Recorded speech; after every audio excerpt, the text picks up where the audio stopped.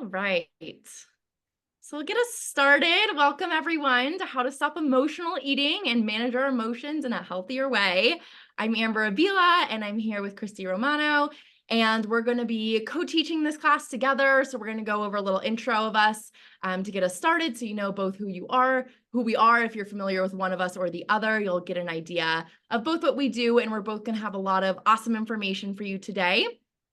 Stay to the end if you have any questions. We're going to have plenty of time to answer any questions that might come up throughout this. You're welcome to put them in the chat throughout, but we'll definitely have time for questions at the end. And we can also talk about if you have a specific situation that you want to know, how do I apply this to? How do I specifically use these tools for this and that?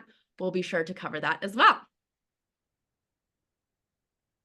All right, so first, again, I'm Amber Avila. I'm a binge eating and overeating coach. You can find me on Instagram and at most places at The Confident Eater. I teach people how to rewire their brain and feel normal and control around any food. I always found myself struggling with moderation. I had a background of struggling with bulimia, with binge eating, and with overeating, just kind of all over the place with all the different eating issues. I went to therapy. I Googled nonstop, how do I stop binge eating? How do I overcome this? And nothing was really working for me. I found therapy, I just kept going back to my past, but I wasn't really changing anything about my present. Anything I Googled, I just felt like the suggestions were all very basic. Eat more protein, drink some water, try taking a bubble bath. And while all those things were useful, I was already doing all those things. So I was really confused on, how do I actually change? How do I not just put this little Band-Aid solution on? And how do I actually become this natural eater that I want to be?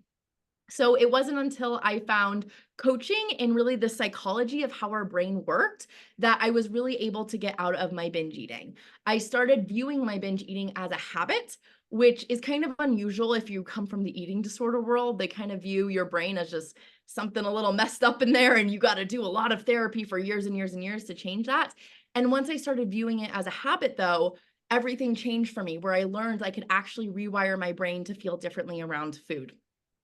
So after I started making these changes, I knew I wanted to be a coach because I felt so alone in my journey with food. And I went out, I became a certified integrative change worker. And that's just basically a fancy title for, I really learned how the brain works. I know the latest neuroscience on how we change, how we can make habits stick. And I'm really here to help you if you are struggling with the eating side of things, especially in this extreme way. If you find yourself just going on autopilot and zoning out, just eating these really large quantities of food, the amount that doesn't feel good for you. Those are all the things I work on.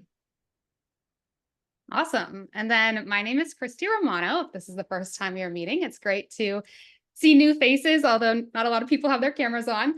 I am a certified integrative nutrition health coach, and you can find me on Instagram at Christy Marie Romano.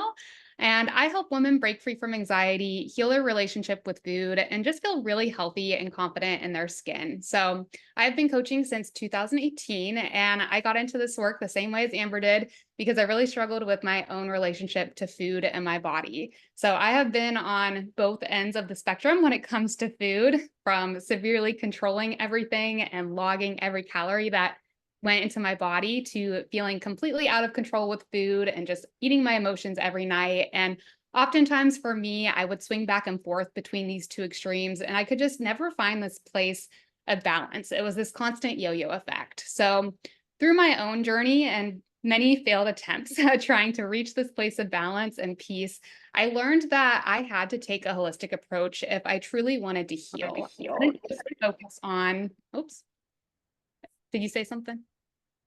Nope. Oh, okay. I think that someone else maybe came in. So yeah, I realized, like, on my own healing journey that I had to take a holistic approach. I couldn't just focus on the food. So I did a lot of inner work and rewired my limiting beliefs about myself and my self-worth. I did a lot of body image healing. I learned about nutrition and how to properly fuel my body to actually feel good physically and mentally. I dove into my faith and my spirituality, and I really just worked on setting up healthy routines and habits in my life around movement, self-care, hobbies, relationships, so I could truly be the healthiest version of myself. I am a big believer that everything in life is connected. And for me, by focusing on all of these areas, I was really able to not only heal my relationship with food, but also heal my relationship with myself. So I'm excited to be here and talk about emotional eating with Amber and you all because I feel like our relationship with food and our ability to control our emotions impacts every single area of our life. And I know for me, when I was able to reach that place of peace and balance, so much changed. Not only did I feel healthier, but I had so much more mental freedom to actually work towards life goals and just really focus and be present with what mattered to me in my life. So that's a little bit about us. And what we're going to be covering tonight, we're going to try to go through a lot of it. So we're going to start with the common triggers for emotional eating. Then we're going to talk about why it's important to end emotional eating, 3 steps to break free from emotional eating, what to do if you slip up. And then at the end, we're going to talk a little bit about further support options, and we'll do a Q&A if anyone has questions. So the common triggers of emotional eating, where does this start? What makes emotional eating happen? So the first thing we're going to go over are the psychological factors. So these mental factors that might be at play here. The first one I want to cover is wanting to distract or avoid. So either wanting to distract yourself from life. So maybe you're bored at work, you're going through a stressful situation. So you're wanting to distract yourself from the emotion itself that you're feeling. We are not taught the emotional tools a lot of time that we need to be functional human beings in our life, right? So most of us go through life when we're feeling these things, we're not really sure what to do and it feels uncomfortable. And so we just try to escape it. Now, we also don't spend a lot of time thinking and processing nowadays. So we're always attached to like our phones, our computers, the TVs. If you go shopping at the grocery store, you're on your phone. If you go to the gym, we're listening to music. When we're in the car, we're listening to a podcast. So our brain today does not have a lot of time to process everything that's going on. So the second we have this emotion or we're bored, we have something coming up, we don't really know what to do with it. And it usually builds throughout the day because our brain is not spending that time processing it and knocking these things down. It's building and building and building. And then it might become so big that we just feel like we have to distract from it. Now, you also might have habits around these things. So whether it's the time of day, every time you come home from a long, stressful day at work, you go straight to the kitchen. If there's a certain place, food, situation, maybe every time you see this one coworker, they make you really anxious and really stressed out. And so you see that face of the coworker and then you want to eat. Maybe every time you walk past the candy bowl at work, you feel like you just want that release from it. So you get this urge of the habit of every time I walk past this, I want to eat. And the more we do these habits around food, the stronger it becomes. And that's where a lot of our urges come from food, where we have this really strong desire for it. And then we get caught in the cycle of emotional eating. So I'm going to go over 2 example emotions that I've personally experienced and maybe you can relate to too, that I used to emotionally eat from a lot. The first one is insecurity. Anytime I'd have this thought of like, I'm just not good enough. Anytime I felt rejected in dating or I felt like I wasn't good enough in school or at work, this feeling would come up for me a lot. And when I thought I'm not good enough, I just wanted to hide. I didn't want to face the world. I just wanted to go inwards and just eat snacks all day and do nothing else. And this was really making a decision from my lowest self versus my highest self, who knew what I wanted for my life and who had my goals in mind. When we are insecure, when we have this low self-worth, it's really hard to make decisions from this place of I want to care for myself and love myself. And it's easier to just go to emotional eating. So another emotion I felt frequently in my eating journey was frustration of like, this isn't working. I always had this weight loss goal that I seemed to never reach. And even if I did lose weight, I always wanted to lose more weight and more weight and more weight. And anytime I felt like my eating was good, it was never like good enough. I had to be better. I had to be more perfect. So whenever I'd feel this emotion of frustration, this would also often come up around the scale. I'd step up on the scale. It wasn't what I wanted. I was disappointed and I'd want to eat. I want to escape this emotion of frustration. And then I got caught in this negative loop because then I gained more weight. Then my eating habits would get worse. And so I'd continue to fuel my emotional eating. So while there are a lot of psychological triggers to emotional eating, obviously we usually correspond that to our mental brain. There are also a lot of physical ones, and I think it is important to know about these so you can give yourself compassion and just understand the biological reasons behind why you might be running to food for comfort. So the first is that food can actually change your emotional state. Whenever we eat something sugary or flavorful, our brain releases feel good chemicals like dopamine and serotonin, which give us a temporary high and make us feel better. But we have to remember that this feeling is so temporary. For example, the first scoop of ice cream, if you're really sad, might distract you and make you happy, but then you have to keep eating more and more and more to sustain that feeling. And eventually, there's a huge crash. This is why you often usually feel super sluggish, gross, and just mentally worse after you binge eat. Also, when we emotionally eat, it's likely we're going to foods that are high in sugar because those cause the biggest surge in dopamine. So it's not likely that you're going to binge on celery and carrots. And if you are, you probably are just extremely hungry. So there's actually studies that show that there is a link between low levels of serotonin, the feel good hormone, and binge eating. So it's very fascinating. So that's one reason. Another physiological reason you may be emotional eating is because of imbalanced blood sugar levels and, again, extreme hunger. So if you find yourself skipping meals or restricting calories, it can lead you to feel hangry and really drive up your cravings. And when this happens, we aren't able to be as mindful and in control around food. This is why over restriction and dieting almost always leads to binging. You might be able to handle the pressure of a diet for a while, but eventually, physically and mentally, your body is going to rebel and want to eat everything in sight. I like to think of it like a soda can. You know, you can shake a soda can for a while, but eventually the pressure is going to build, the cap's going to fly off, and then the soda will explode everywhere. So it's the same thing with that binge restrict cycle. Okay. Another reason you might be emotional eating or just overeating a specific food habitually is because you are deficient in a nutrient. For example, if you have low tryptophan, magnesium, or chromium, you might be craving a lot of sugar. And the more sugar you eat, the more sugar you crave, and that cycle continues. You might also be emotional eating because you are actually tired. So, when we don't get enough sleep, our body actually produces more of the hunger hormone called ghrelin.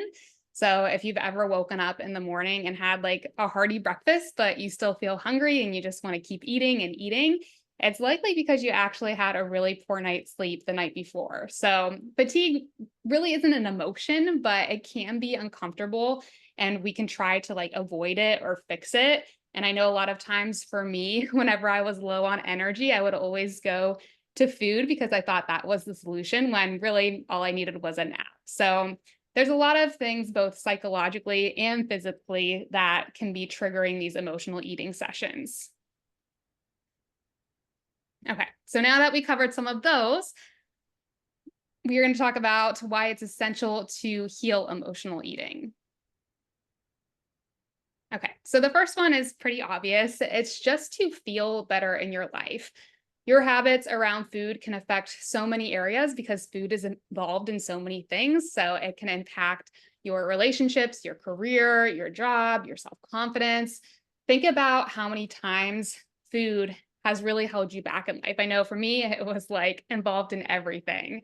Also, this work is so important because managing your emotions in a healthy way is probably one of the best life skills you can develop. Our emotions aren't going anywhere. And even if you stop going to food for comfort, you might then start using another vice of your choice, whether it's shopping or overworking, drugs, alcohol.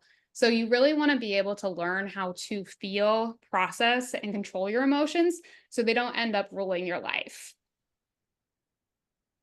Yeah, so then also we're going to feel good physically if we're not emotional eating. So anytime we're emotional eating, it is exhausting to have to deal with the physical consequences. Overeating can hurt your digestion. It can cause more bloating, more gas, more heartburn, all of these things because your body's having to process all that extra food.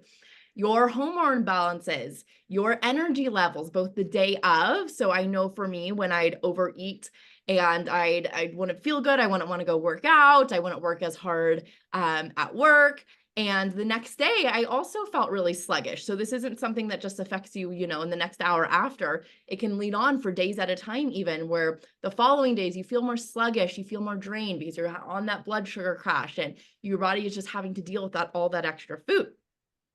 And then also, if we are feeling good in our body, if we are properly nourishing it, giving it exactly what it needs, but not more, that's going to allow us to do more good in the world and accomplish more good, right? Meaning, when we're feeling good, we're able to show up better for our families and provide for them more. We're able to show up better at work because we're more focused and energized. We're able to be more present in our friendships because we're not thinking about, oh my God, I can't believe I ate that thing last night. We're really able to show up in our life more how we want to be. Okay, so let's talk about the solution, the good part. So we're going to walk through 3 steps. They might sound easy, but it does take practice. So the first step is awareness and recognizing when you are about to emotionally eat. So in order to do this, you really need to become present and get out of that autopilot mode. Like Amber said, we're often moving through life just so distracted. So one of my favorite ways to get present is through breath. So I love the 4-7-8 technique, if anyone has ever heard of it. It's like it sounds. You breathe in through your nose for a count of 4, then you hold your breath for a count of 7, and then you slowly breathe out through your mouth for a count of 8. And if you do a couple of rounds of this, you'll immediately feel yourself just be a little bit more calmer, and you'll actually be able to tap into your logical brain. So when you do this, I want you to ask yourself, am I physically hungry right now? And there's this nifty little chart that's going to help you do this. So if you're emotionally hungry, you are going to feel a little bit more of the sensation in your head. You might feel an emotion like anxiety, stress, boredom, anger. Compared to physical hunger, you're going to be feeling this in your stomach. Your stomach might be rumbling, or you might have other physiological signs that are telling you like, hey, I need to eat. Also, emotional hunger is going to hit very suddenly and urgently, while physical hunger is going to build slowly over time, just like you build up an appetite. And then finally, emotional hunger is going to again involve those cravings for processed foods that are high in sugar, fat, and salt. Well, if you're physically hungry, you're going to be much more open to eating pretty much anything. Even if it's celery and carrots, if you're really hungry, you're going to be like, okay, that's fine, just give me that. So if you determine you're hungry, then obviously eat. But if you're not hungry and you realize, okay, I'm about to emotionally eat, then I want you to really become aware of the emotion you are experiencing instead of trying to numb it out with food. So one way you can do this is to name it. So I like to use an emotions wheel with my clients because sometimes it can be hard to express how we are actually feeling. So as you can see on this one on the screen, there's comfortable emotions on the right and then uncomfortable ones on the left. And then each general emotion branches out to get a little bit more specific. So you can use a tool like this to figure out what's truly going on and just kind of help you identify that feeling. You can also try to feel the emotion in your physical body. Since the mind and body is connected, we'll also have sensations show up in different places. So ask yourself, where is this feeling showing up? For example, if you're stressed, you might feel like your shoulders are super tense. If you are anxious, you might feel a pit in your stomach or like your heart is racing. If you're embarrassed, you might feel like your cheeks are flush. So really get in tune with actually seeing the feeling and feeling it. So then the next part is acceptance. We need to accept what we're feeling because life will always be 50-50. I am a big believer that we all have the human experience. We're not always going to be happy, and we don't always want to be happy. There's some times where we want to feel these negative, uncomfortable things because that's part of life. We want to be frustrated at times. We want to be sad at times. We want to be angry if something really bothers us. So just recognize that whenever we're resisting an emotion, whenever we're mad that we're feeling a certain way, it's going to be so much harder to work through because we're telling ourselves we shouldn't be feeling this. We don't want to be feeling this. And even though we feel like we're trying to push it away, it's not going to go away until we first accept it. So what helps with acceptance is realizing that emotions are just energy in motion in your body. They're just vibrations that are not going to hurt you. While they may feel a little bit uncomfortable at times, we can handle some discomfort. They're not going to be dangerous and they're not going to be permanent. So no one has felt one thing forever and ever their entire life. Emotions are fluid. They come, they go, they come, they go. You're feeling angry at someone, and then you go to the bathroom and you forget, and then you see a funny video on TikTok, and then you're happy and it's funny. And so, we're naturally just moving in and out of emotions all the time. And if we recognize that this emotion isn't going to be with us forever, it's going to feel a little safer to feel. Then I also want to point out that you don't need food to cope. This is kind of like a common myth, word phrase that's thrown around is, oh, well, you're using food to cope.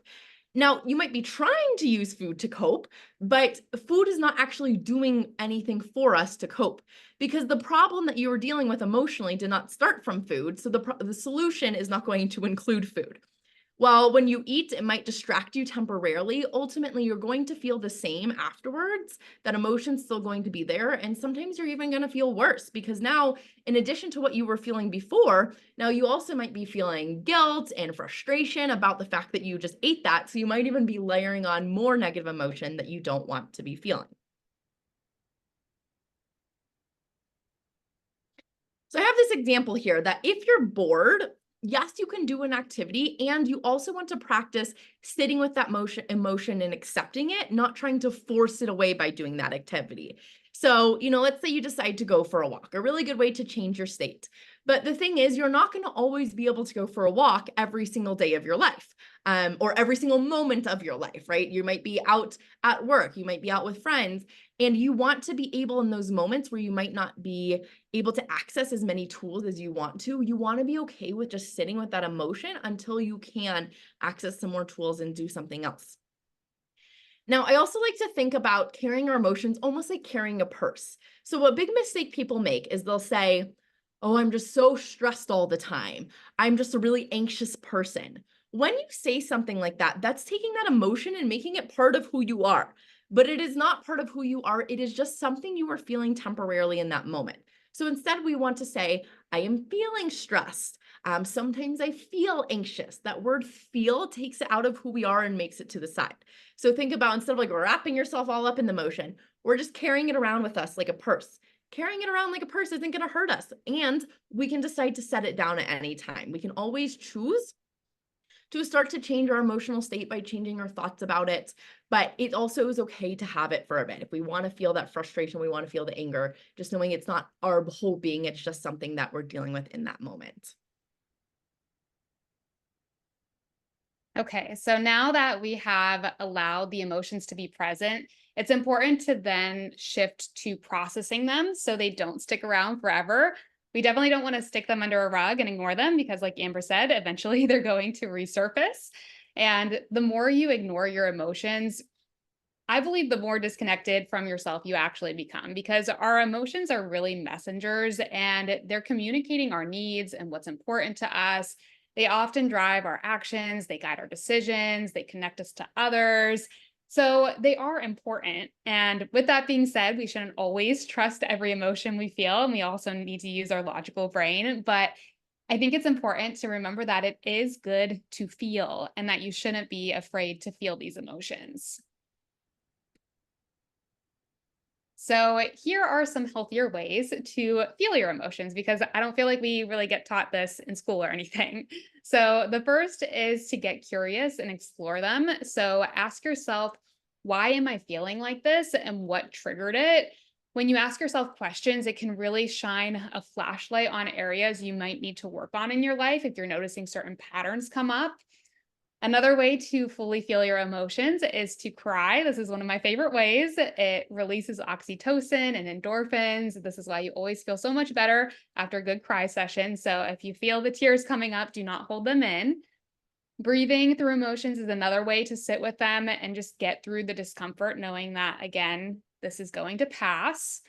Journaling is another great tool. So get down how you're feeling onto paper. You can also speak it out loud if you have a trusted friend or a professional. This is why therapy and coaching can be really helpful, because when it comes to trying to understand how we're feeling, sometimes it's good to have someone kind of guide us through it.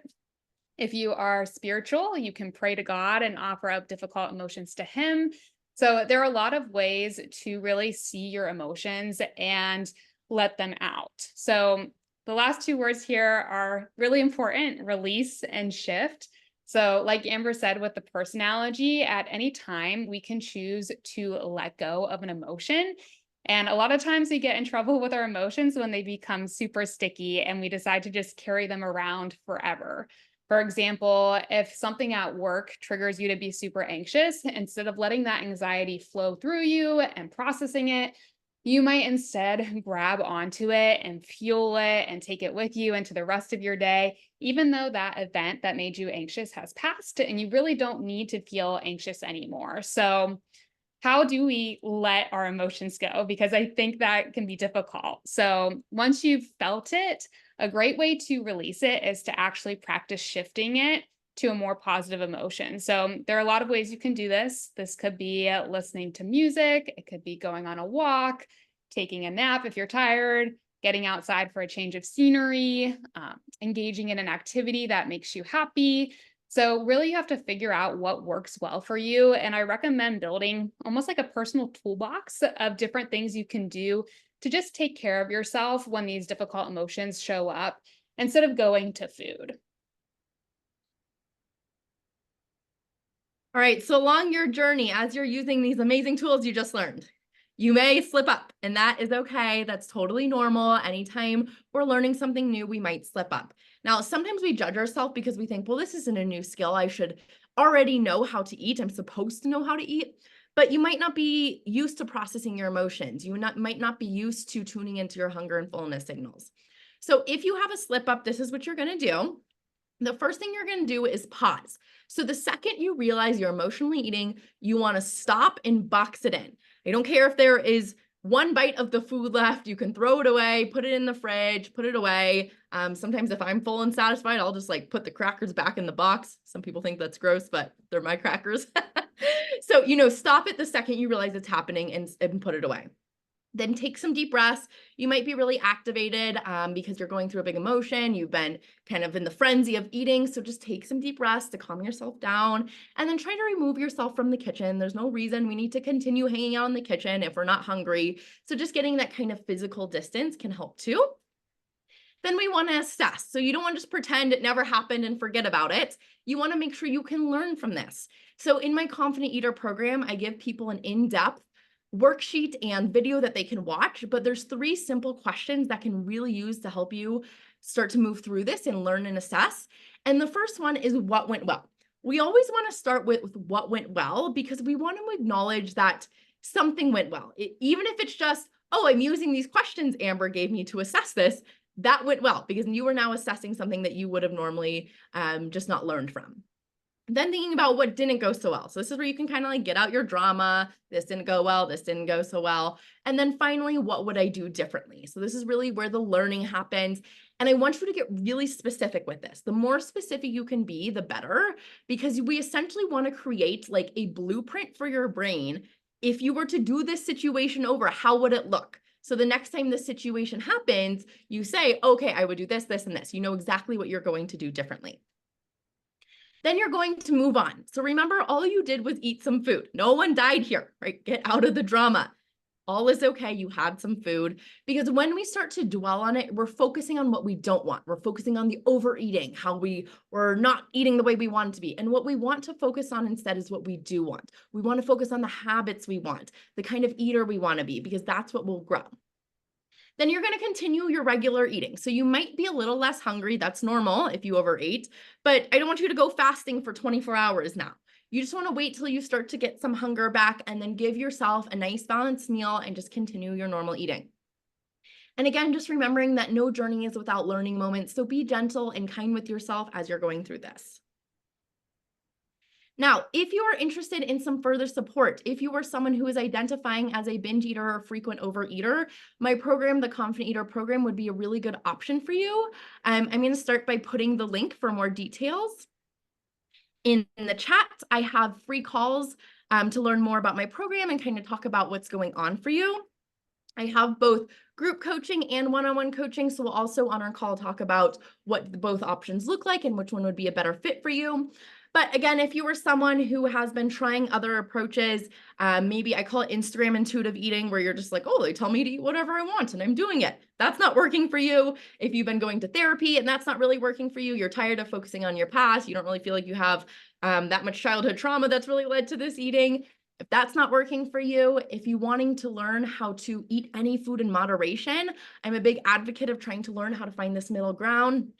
If you're dealing with these strong, overpowering urges, so if you find yourself just like blacking out in the cabinets and you're like, oh my God, I don't even realize what happened. I just ate everything so quickly, that you're probably dealing with some urges that we want to work on.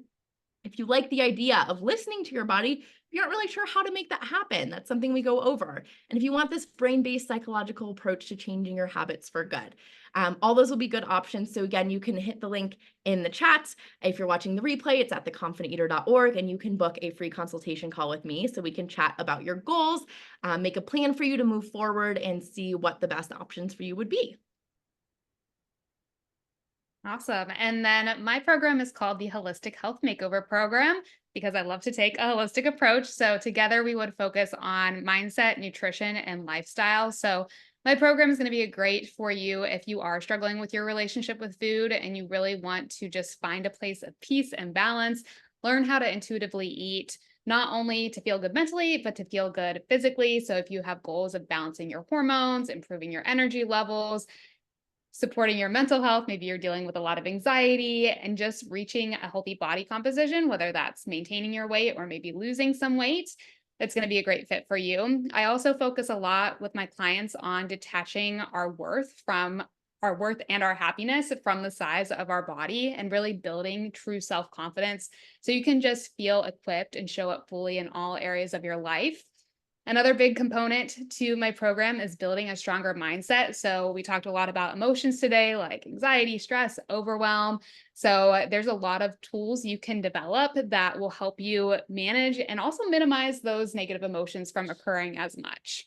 And then finally, if you identify as a perfectionist or someone with the all or nothing mentality and you're tired of starting and stopping on your health journey, this is going to be a great fit for you. I really want to help my clients establish long-term routines and habits that set them up for success that they can sustain for the rest of their life. It might ebb and flow, but there's no like, okay, I'm on my diet, I'm on my fitness program, and now I'm completely off the wagon. It's really learning how to make this a lifestyle. So I will also put my coaching information in the chat if anybody wants to check it out. I do free discovery calls, and I have a couple different program options. And I'm also willing to work with you to customize whatever you're looking for. So keep that in mind. But yeah. Awesome. And if one program might resonate with you more than the other, that's great. But if you're kind of split between ours, you are welcome to book a call with both of us. That is totally an option. You don't have to like pick and choose right now. You're welcome to talk to both of us on a call. All right, so now we'll go into any questions. You can put them in the chat. You're welcome to unmute. And I know sometimes asking questions can be a little scary, but just know anytime you ask a question, you're helping everyone else too, and we're here to support you. So let us know what questions you have.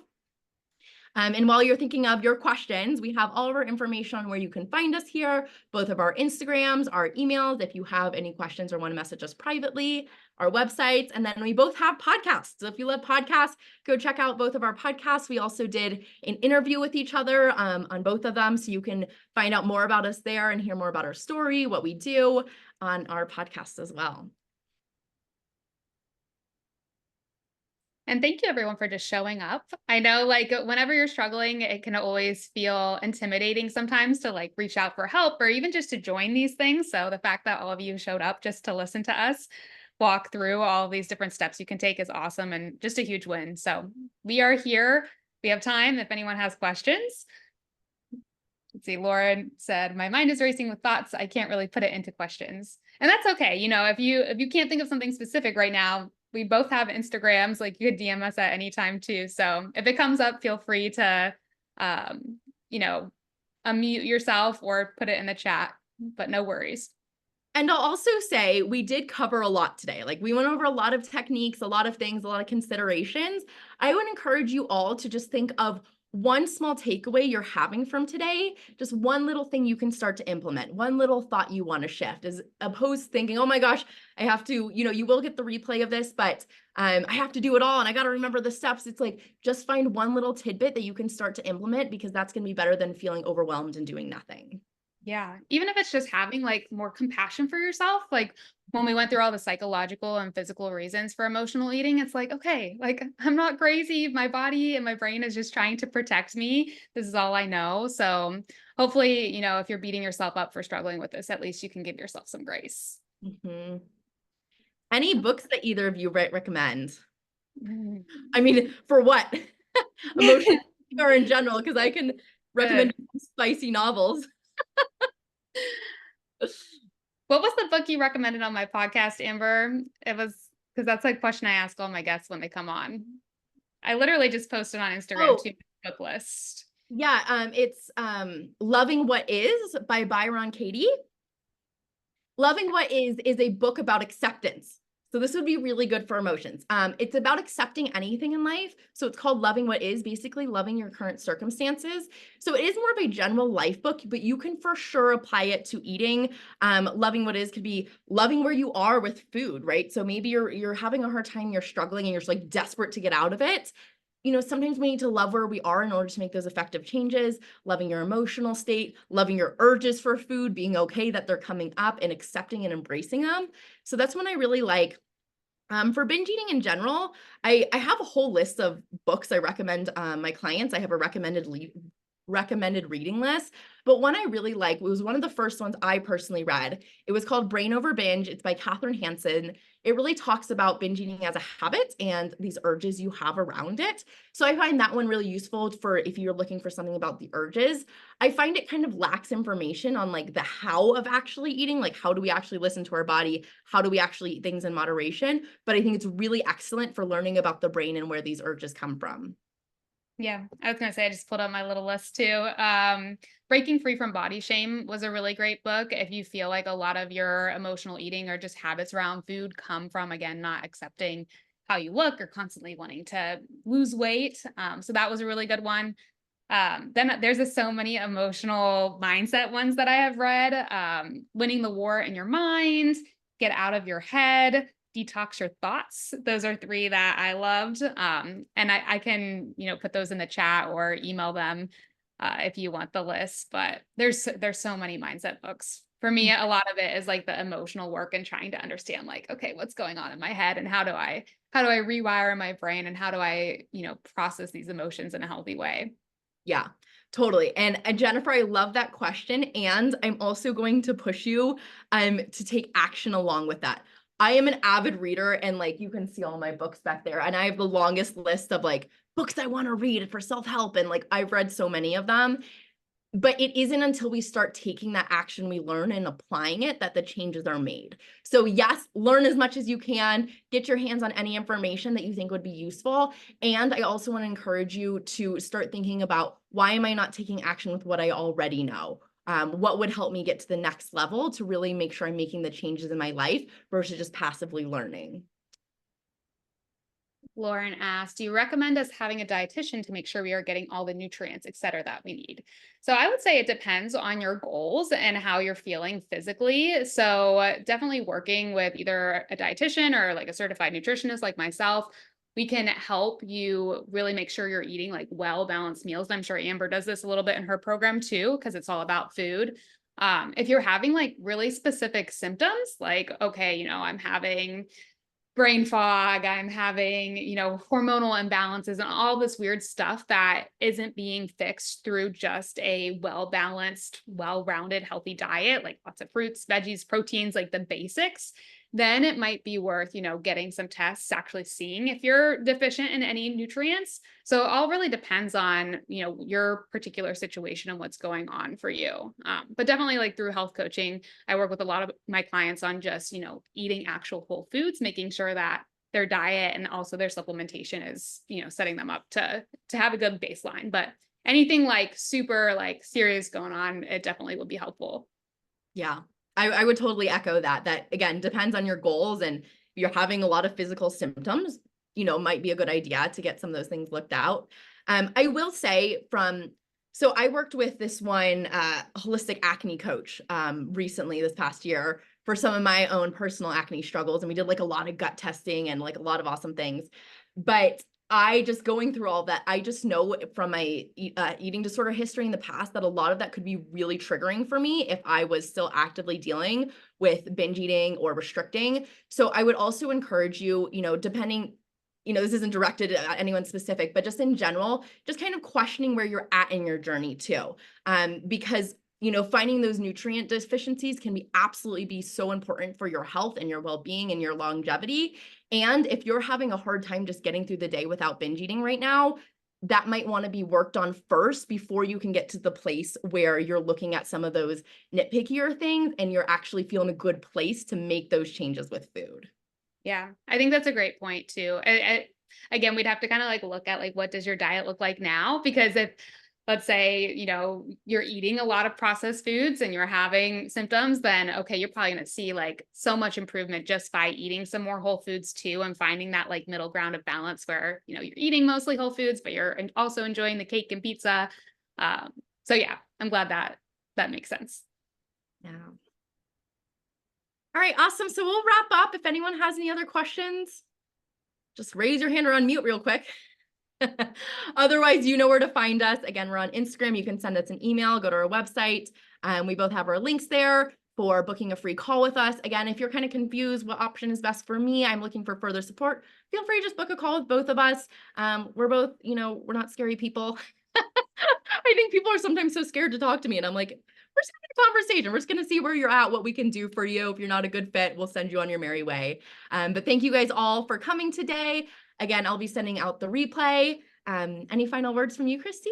Yeah, I was just going to say, I'll also go ahead and send out like, I'm not recognizing a lot of these names, which is exciting. So I always love meeting new people, but Amber's going to share with me the list of everyone who signed up to the masterclass since it was through her website. So don't be surprised if you see an email from me, just kind of introducing myself and staying connected. And then of course, if you want to keep getting my educational emails and everything, you can stay on board for the journey. If not, no worries. Yeah, awesome. Well, thank you guys all so much for coming today. Hope you all have an amazing week and we'll see you around. All right. Bye, everyone.